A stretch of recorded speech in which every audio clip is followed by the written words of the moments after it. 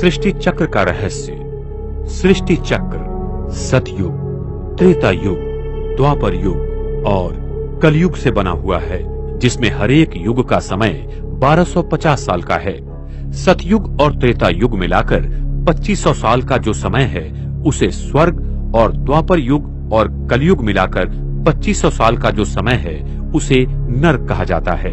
सृष्टि चक्र के पहले 2500 साल तक मनुष्य, आत्माएं एवं सृष्टि अपने मूलभूत गुणों के चरम सीमा में रहती हैं, और ये समय पूर्णतः सुखदायी हैं, जिसमें आदि सनातन देवी देवता धर्म अकेला सिर्फ भारत खंड में बसा था।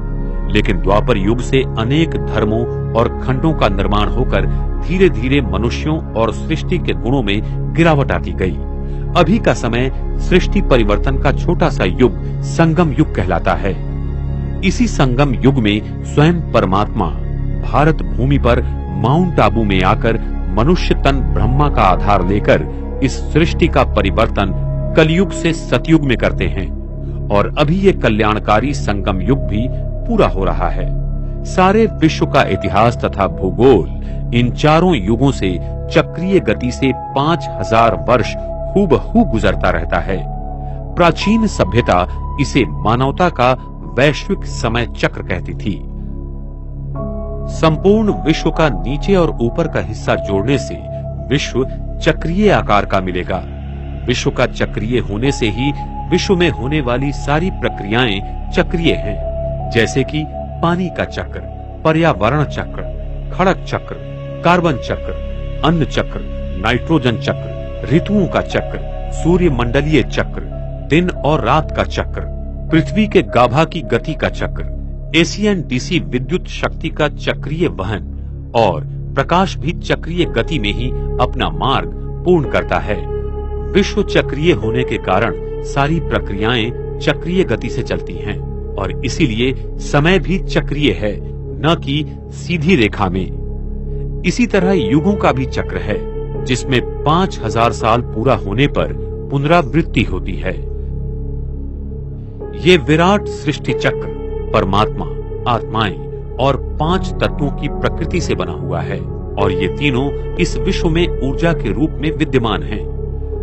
थर्मोडायनामिक्स के पहले नियम के अनुसार संपूर्ण विश्व अगर ऊर्जा से बना हुआ है तो इस विश्व का न तो कभी निर्माण हुआ और न ही कभी नष्ट होगा, सिर्फ इसमें परिवर्तन आएगा।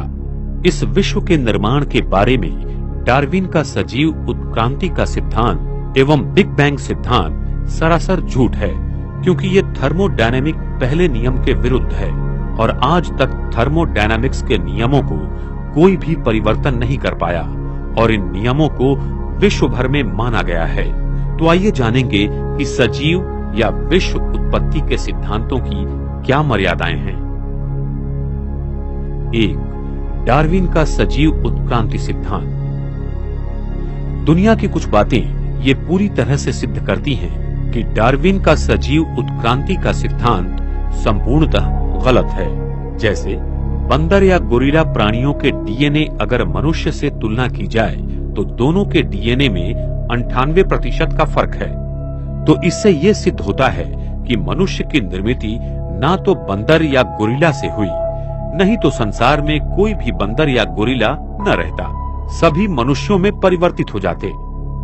डार्विन के सिद्धांत को सिद्ध करने वाला गणितीय विश्लेषण कहीं भी मिलता नहीं। डार्विन के सिद्धांत में जीन्स के बारे में कुछ भी लिखा नहीं है जो कि इसे सिद्ध कर पाए।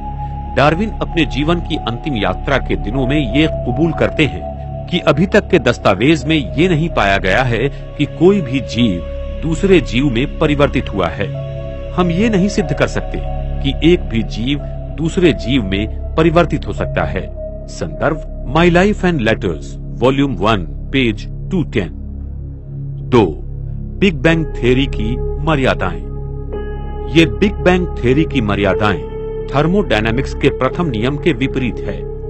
जैसे कि ऊर्जा का ना तो निर्माण होता है और ना ही ऊर्जा नष्ट होती है, लेकिन इसमें कॉस्मिक अंडे से सभी ग्रह तारों का निर्माण दिखाया गया है। ए. सिद्धांत के अनुसार मूल द्रव्यों का भारी मात्रा में नहीं मिलना। बी. विश्व का आकारमान काफी बड़ा है, जो इस सिद्धांत के समय अनुसार संभव नहीं है। सी, विश्व की आकाश गंगाओं की गति में अभी जो बदलाव नजर आते हैं उनका ये सिद्धांत विश्लेषण नहीं दे पाता। डी, विश्व में फैला हुआ 96% डार्क मैटर, इसका विश्लेषण भी ये सिद्धांत नहीं दे पाता है। ई, विश्व का उसकी घनतानुसार फैलना और मोनोपोल का विश्लेषण ये सिद्धांत नहीं दे पाता है।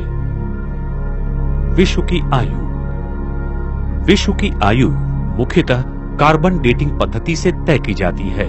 इस पद्धति में बहुत सारी त्रुटियां हैं, जिसके कारण आज विश्व की आयु लाखों एवं करोड़ों साल मानी गई है।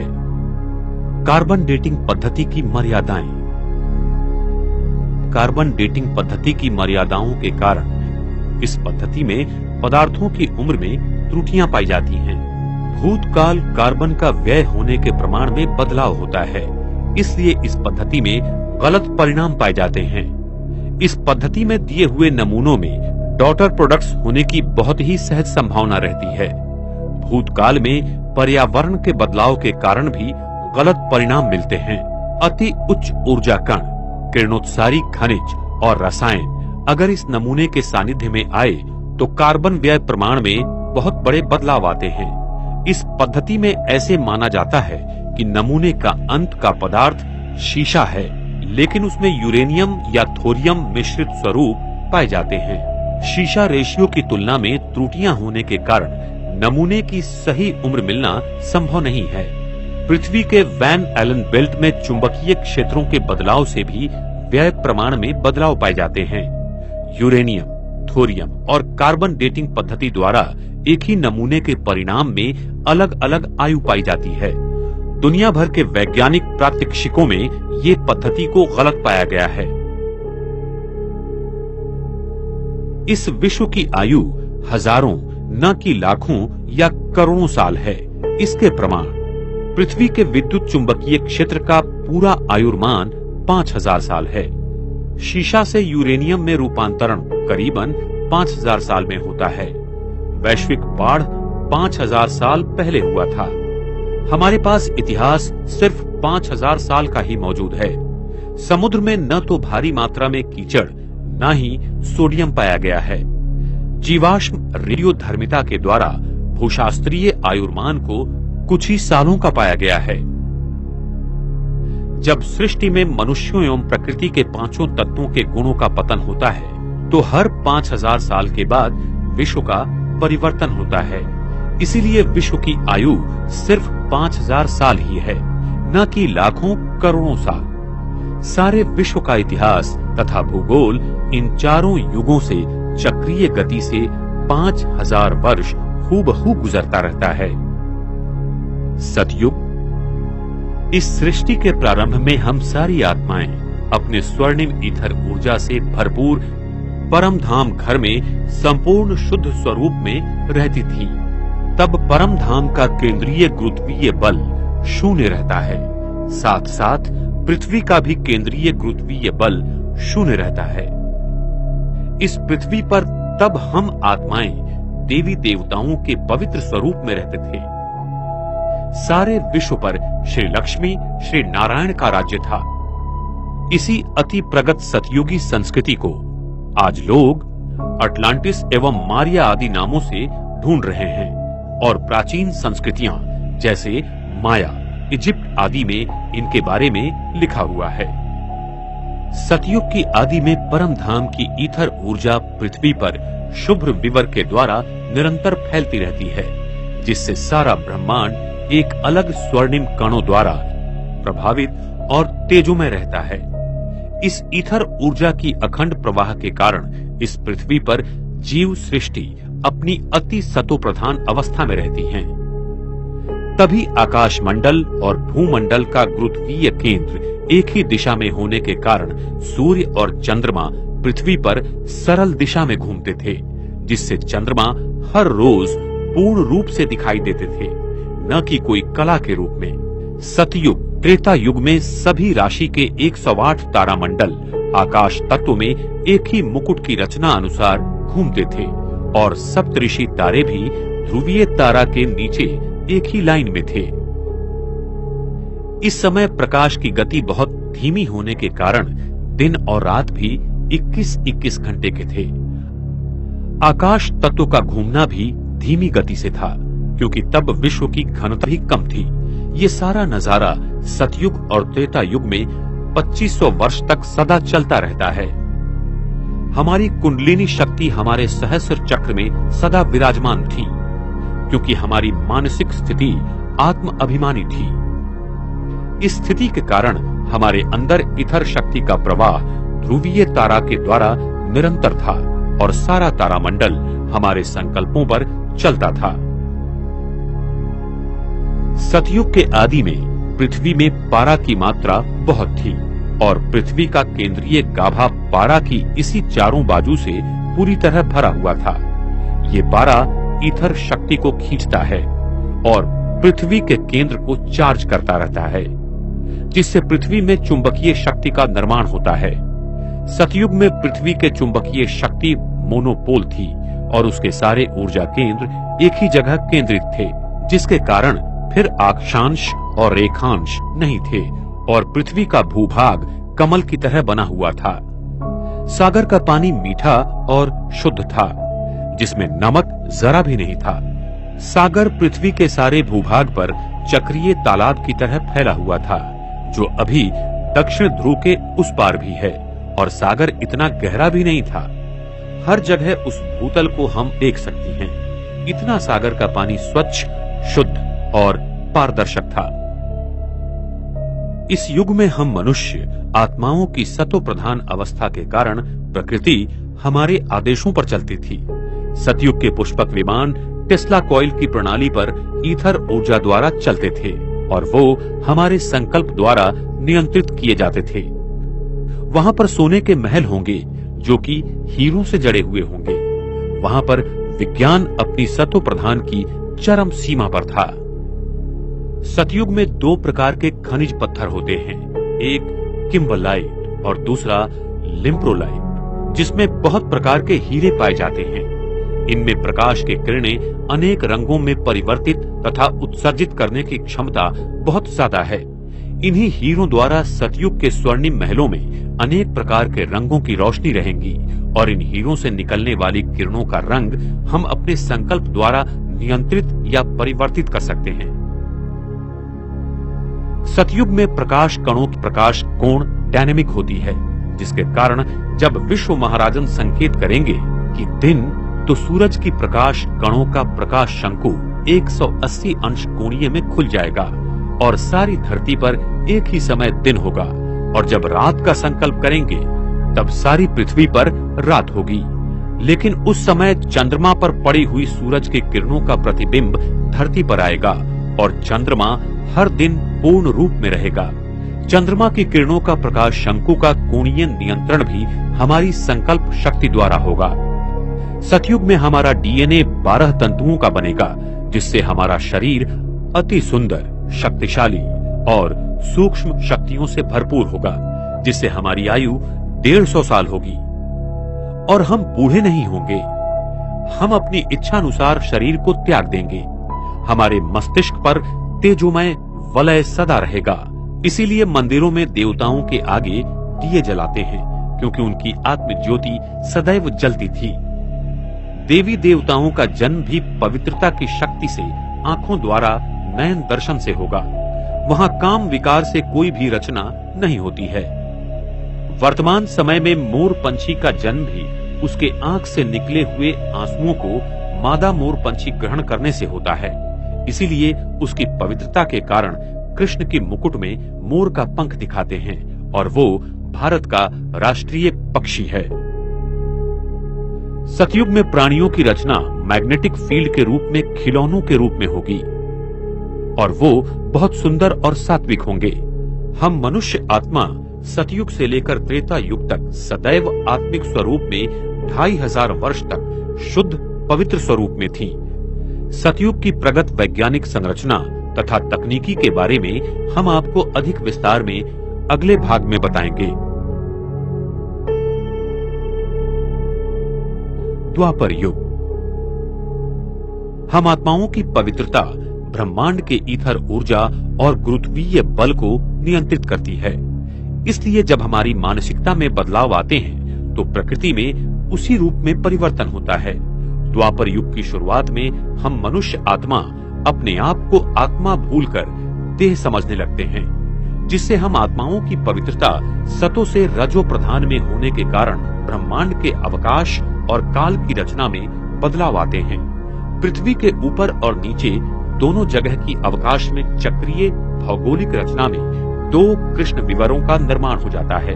इस कारण पृथ्वी के केंद्रीय गाभा में विद्युत रोधक मूल द्रव्य का निर्माण हो जाता है और पृथ्वी का केंद्रीय गाभा जो एक चुंबकीय क्षेत्र था वो दो चुंबकीय क्षेत्र में बंट जाता है, जिससे सारे भूखंडों में हलचल हो जाती है और वो बिखर जाते हैं। इस घटना को वैज्ञानिक पेंजिया इवेंट के नाम से जानते हैं।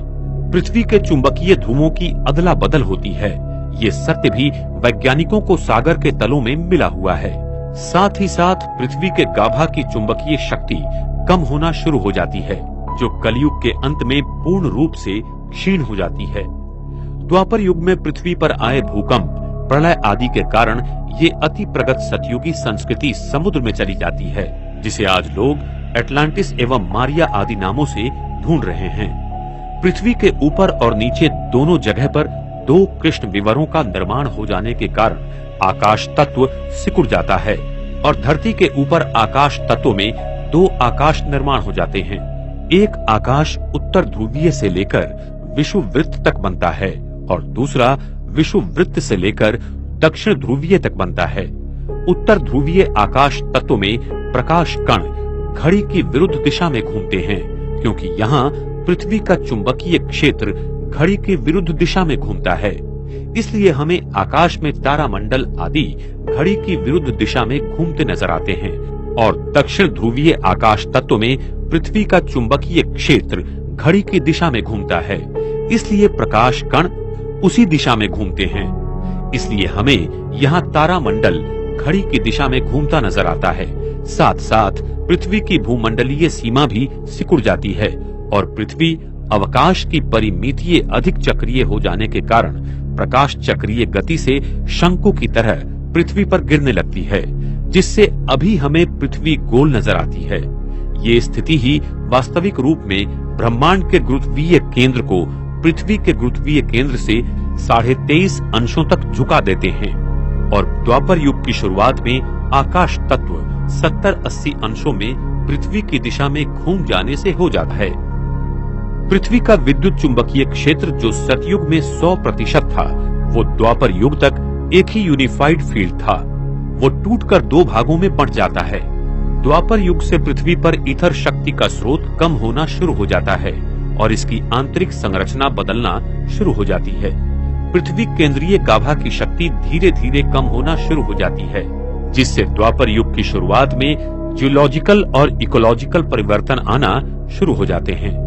परम धाम का मध्य गुरुत्वीय केंद्र जो शून्य था, वो हम आत्माओं की आत्मिक शक्ति के कारण पृथ्वी के मध्य गुरुत्वाकर्षण में बदल जाता है। इस परिवर्तन को समानांतरित करने के लिए परमात्मा को सूक्ष्म लोक का निर्माण करना पड़ता है। उसी समय आकाश तत्व में शुभ्र विवर के नीचे कृष्ण विवर का निर्माण हो जाता है और इस सूक्ष्म लोक में परमात्मा स्वयं आकर बस जाते हैं। द्वापर युग में पृथ्वी के मोनोपोल का दो ध्रुवों में परिवर्तन होने के कारण पृथ्वी के शक्तियों का केंद्रीयकरण बिखर जाता है और वो 13 चक्रों में बंट जाता है, जो आज संसार में अलग अलग जगह पर है और उसी चक्रों द्वारा पृथ्वी की शक्ति का संचार इस प्राणी जगत में होता रहता है। इन चक्रों का ज्ञान हम आत्माओं को द्वापर युग में हुआ था और हमने अपनी आत्मिक शक्ति से ये जान लिया था कि पृथ्वी की इन चक्रों को अगर ईथर ऊर्जा से हम चार्ज करेंगे तो पृथ्वी पर प्राकृतिक आपदाएं कम होंगी। इसलिए हमारी प्राचीन सभ्यताओं ने पिरामिड आदि का निर्माण किया, जिसके कारण वो ईथर ऊर्जा इस धरती को मिल सकी और धरती में ऊर्जा का संतुलन बना के रखा। लेकिन जैसे जैसे समय बीतता चला गया, हम आत्माओं ने अपने विकर्मों द्वारा पृथ्वी पर बहुत सारे अत्याचार किए और साथ साथ पृथ्वी के इन चक्रों का संतुलन बिगाड़ते गए, जिसके कारण भूकंप, बाढ़, सुनामी आदि बहुत संख्या में आ रहे हैं। जो सप्तऋषि तारे पहले एक ही लाइन में थे वो अलग अलग दिशा में बंट जाते हैं और तारामंडल में राशि चक्र का निर्माण हो जाता है। इन्हीं राशि चक्र के तारामंडल का और ग्रहों का हमारे डीएनए पर प्रभाव पड़ता जाता है और वो हमारी कुंडली को प्रभावित करते हैं। जब हम देह अभिमान में आ गए तब यही ग्रह और तारे हमारे जीवन की स्थिति को परिवर्तित करना शुरू कर देते हैं। यही ईथर शक्ति हमारे डीएनए की संरचना करते हैं और डीएनए फिर भौतिक शरीर का निर्माण करती है। यही कुंडलिनी शक्ति जो सतयुग में सहस्त्रा चक्र में थी वो फिर से आज्ञा चक्र तथा द्वापर युग में हृदय चक्र और कलयुग में मूलाधार चक्र में आकर बैठ जाती है, जिसको जागृत कर फिर से सहस्त्र में ले जाने का पुरुषार्थ योगी हठयोगी करते रहते हैं। ये कुंडलिनी शक्ति ईथर शक्ति का सूक्ष्म रूप है जो विज्ञान अभी तक नहीं खोज पाया। विश्व की घनता बढ़ने के कारण विश्व का प्रसारण होने लगा जो वैज्ञानिकों को अभी दिखाई दे रहा है। अधिक घनता होने के कारण ईथर ऊर्जा हर प्राणी मात्र में घटती जा रही है। इसके लिए अनेक आविष्कार किए जा रहे हैं। द्वापर युग के शुरू में मैटर और एनर्जी परिवर्तित होकर डार्क मैटर और डार्क एनर्जी बन जाती हैं, जिसे अभी वैज्ञानिक खोज रहे हैं। जिसका मुख्य कारण है हमारी संकल्प शक्ति, जिसमें आत्म अभिमानी की वजह देह अभिमानी की जागृति आ जाती है और हमारे विचार प्रकृति को अपवित्र बना देते हैं। हमारी पवित्रता ही प्रकृति के सारे तत्वों को नियंत्रित करती है। जब हम पवित्र थे तब प्रकृति हमारी दासी थी और अभी जब हम अपवित्र बने तब हम प्रकृति के दास बने। हम आत्माओं की मानसिक शक्ति जो सतयुग में ब्रह्मांड की पिंडीय शक्ति के साथ सृष्टि पर खड़ी थी वो द्वापर युग में अलग अलग हो जाती हैं। द्वापर युग में हम अपने आप को शरीर समझने के कारण दुखी और अशांत हो जाते हैं। हम आत्माओं का तीसरा नेत्र बंद हो जाता है। ईश्वर की प्रार्थना करते हैं और उसे ढूंढते रहते हैं। इसी द्वापर युग से हर धर्म संस्थापक आकर अपने अपने धर्म की स्थापना करते हैं। सभी धर्म आत्माओं ने ईश्वर की आराधना, प्रार्थना, ध्यान सिखाया और कर्मों के गुह्य गति का ज्ञान समझाने का प्रयास किया। तब से पाप पुण्य की परिभाषा प्रचलित हुई। जो हम आत्माएं सतयुग त्रेता युग में जीरो विजन में थीं, वो द्वापर और कलयुग में नैरो विजन में चली गईं। अभी संगम युग में हम अभी एरो विजन में हैं। धर्म सत्ता, राज्य सत्ता, विज्ञान सत्ता और श्रेष्ठ कर्मों की सत्ता सतयुग और त्रेता युग में एक के हाथ में थी। वह द्वापर और कलयुग में अनेक सूत्र में बिखर जाती हैं और अल्प लोगों में बट जाती हैं, जिससे हम दुखी और अशांत हो जाते हैं। पृथ्वी जो सतयुग में कमल जैसे खिली हुई थी वो फिर द्वापर युग में ऑप्टिकल रेडियल बन जाती है, जिससे वो उसे गोल दिखाई देती है और फिर आगे चल के कमल जैसी बन जाएगी। द्वापर युग के आरंभ में हमारी पवित्रता भंग होने के कारण हमारे शरीर के डीएनए की संरचना में परिवर्तन आ जाते हैं और हमारे मस्तिष्क में सूक्ष्म कृष्ण विवर बन जाता है। न्यूट्रॉन कणों के केंद्र में कृष्ण विवरों का निर्माण हो जाता है। हमारा डीएनए जो 100% पवित्र था और जिसमें ईथर शक्ति की अपने शरीर में सदा विद्यमान बनाने की यंत्रणा थी, वो समय अनुसार नष्ट हो जाती है और 10% ही जागृत रह जाती है और 90% बंद हो जाती है। इस 10% भाग में हमारे पूर्व जन्म के कर्म, संकल्प की रिकॉर्डिंग बंदिस्त हो जाती है और उसी की बदली संरचना के कारण जो डीएनए का 10% भाग होता है उसका निर्माण होता है और उसके हिसाब से हमारे शरीर का निर्माण होता है। आज भी वैज्ञानिक मानते हैं कि 90% डीएनए जैसे कि मरा हुआ है और वही मात्र 10% डीएनए के भाग को बना देता है। वो कैसे, इसका उत्तर आज के वैज्ञानिकों के पास नहीं है। कलयुग। कलयुग के अंतिम समय पर स्वयं परमात्मा 1936 में इस भारत भूमि में साकार प्रजापिता ब्रह्मा के तन में प्रवेश करते हैं और उनके द्वारा इस सारे ब्रह्मांड के आदि, मध्य और अंत के कर्मों का ज्ञान देते हैं, जिसे दिव्य अवतरण कहा जाता है। जब स्वयं परमात्मा भारत भूमि पर आते हैं तब उनके सर्वोच्च ईथर शक्ति के भंडार होने के कारण इस भारतीय भूखंड की चुंबकीय शक्ति बढ़ने लगती है। इस ईथर ऊर्जा के कारण वैज्ञानिकों को E = MC² आदि अनेकानेक शोध लगने शुरू हो जाते हैं। पृथ्वी का केंद्रीय गुरुत्वीय बल बढ़ने का कारण है विश्व का गुरुत्वीय केंद्रीय बल, जो ब्रह्मांड में ध्रुवीय तारा के ऊपर बना हुआ है। वो विश्व का प्रसारण होने के कारण तथा अवकाश ब्रह्मांड की चक्रीय गति बढ़ने के कारण धीरे धीरे नीचे आ रहा है। ये ध्रुवीय तारा आने वाले समय में पृथ्वी के बहुत करीब आ जाएगा, जिसके कारण उसकी स्वर्णिम प्रकाशमान ईथर ऊर्जा से प्रकृति के मूलभूत ऊर्जा का बहुत बड़ा परिवर्तन होगा। जैसे सिलिकॉन जो सेमीकंडक्टर है, वो बैड कंडक्टर बन जाएगा। दुनिया के सारे संगणक और इलेक्ट्रॉनिक साधन बंद हो जाएंगे। सारी इलेक्ट्रॉनिक प्रणालियां बंद होने के कारण दुनिया में हाहाकार मच जाएगा और साथ साथ यूरेनियम आदि धातु में अपने आप विकेंद्रीकरण होना शुरू हो जाएगा, जिससे दुनिया भर में बने हुए आणविक शस्त्रों का अपने आप विस्फोट हो जाएगा, जिससे सृष्टि पर महापरिवर्तन की प्रक्रिया शुरू हो जाएगी। सृष्टि परिवर्तन की प्रक्रिया का पहला चरण आणविक शस्त्रों के भयंकर विस्फोट से सृष्टि परिवर्तन की अनेक प्रक्रिया को उत्तेजित करेगा। अणु बॉम्ब, हाइड्रोजन बॉम्ब का प्रचंड विस्फोट पृथ्वी पर छोटे सूरज का काम करेगा। आणविक बॉम्बों से करीब 10 लाख डिग्री सेल्सियस तापमान थोड़े समय के लिए हो जाएगा, जिसे सारे धातु, मनुष्य, संपत्ति, वस्तुएं और पर्वत आदि विस्फोट होकर पिघल जाएंगे।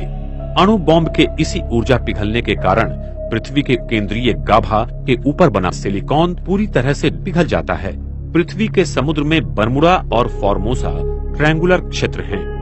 वो पृथ्वी के केंद्रीय गाभा के 2 द्वार हैं, जो सिर्फ पानी से ढके हुए होने के कारण पृथ्वी के सबसे ज्यादा गुरुत्वीय बल के क्षेत्र में हैं। इसलिए कोई भी हवाई या पानी पर चलने वाला जहाज इन क्षेत्रों में जाते ही गायब होकर पृथ्वी के अंदर चला जाता है। इसलिए इन क्षेत्रों को डेविल सी कहते हैं। इन्हीं क्षेत्रों से अति प्रकाशित ईथर ऊर्जा के द्वारा प्रचंड विद्युत शक्ति से पृथ्वी का केंद्रीय गाभा पुनः चार्ज होगा। अंत में इस अति प्रकाशित ईथर ऊर्जा की शक्ति से पृथ्वी के चुंबकीय गाभा के बीच का विद्युत विरोधक द्रव्य पिघल जाता है, जिससे सारी पृथ्वी की चुंबकीय शक्ति में परिवर्तन आ जाएगा और यही परिवर्तन पृथ्वी के दोनों ध्रुवों को समाकर एक ही मोनोपोल में परिवर्तित कर देगा। आइंस्टाइन बोसॉन कंडेंसेशन की भाषा में पृथ्वी का केंद्रीय गाभा एक सुपर एटम बन जाएगा और पृथ्वी की गुरुत्वीय शक्ति बहुत बढ़ जाएगी, जिसका केंद्र भारत होगा। पृथ्वी की चुंबकीय शक्ति में परिवर्तन आने के कारण दुनिया में अनेक तूफान, सुनामी, चक्रवात और भूचाल आदि ज्यादा संख्या में आ जाएंगे। दुनिया का 96% बर्फ जो दोनों ध्रुवों पर जमा है वो पिघल जाएगा और समुद्र की ऊंचाई 300 से 400 फीट बढ़ जाएगी, जिससे दुनिया भर में समुद्र किनारों पर बसे सारे शहरों का विध्वंस हो जाएगा। दुनिया के सारे भूखंड विध्वंस होकर भारत की ओर केंद्रित हो जाएंगे, जिसे हम पेंजिया और गोंडवाना लैंड कहते हैं। ये प्रक्रिया बहुत ही अद्भुत और विशाल है।